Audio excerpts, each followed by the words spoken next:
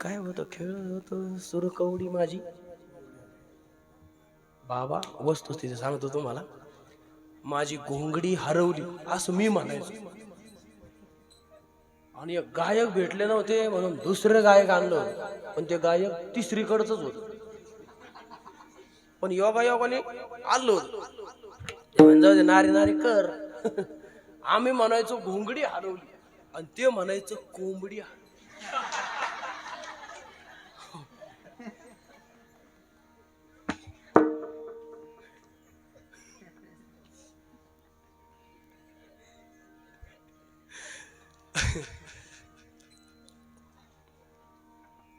खांदे भार पोटे भोग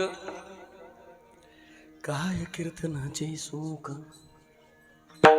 बाबा तू 1:10-5 बंद करणार होता, आता 1 वाजून जवळ 5:50 मिनिटं झाली. केव्हा आनंदात रंगून गेलो हे कळलं नाही. हे भगवान गोपाल कृष्णाचा आनंद आहे, त्याच्या रंगामध्ये असंच रंगावं लागतं.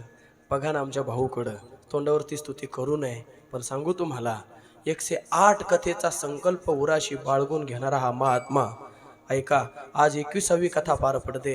अजून काही दिवसांना 25, 51, 75, 100 आणि मग 108 कथेचा संकल्प पूर्ण ज्या वेळेस होईल त्यावेळेस या असलेल्या महात्म्याच्या जीवनाला काय समाधान असेल आणि या असलेल्या जीवनाला किती सुंदर सुगंध असेल याचं मोजमाप करता येणार नाही. सत्य संकल्पाचा दाता नारायण, सर्व करी पूर्ण मनोरथ. यासाठी कथा व्यासजी श्री हरिभक्त परायण, आम्हा सर्वांचे लाडकं व्यक्तिमत्व, आदरणीय भागवत कथा प्रवक्ते श्री रामेश्वरजी दादा कुबेर दादांना सुद्धा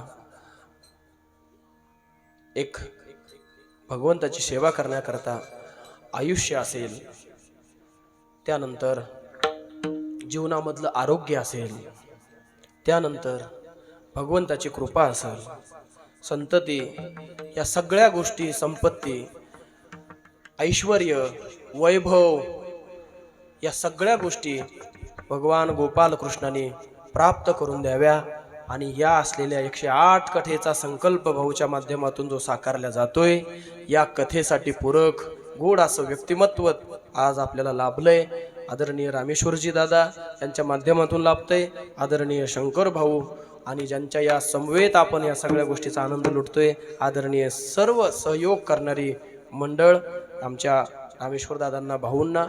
त्यानंतर साऊंड सिस्टम, आदरणीय छत्रपती मंडप डेकोरेशन. नेहमी भागात फिरलं की आठवणीत राहतं, येतं, कधीतरी ध्यान येतं. चांगल्या माणसाकडं पाहिलं की समजणेवाले को इशारा कॉपी होतं.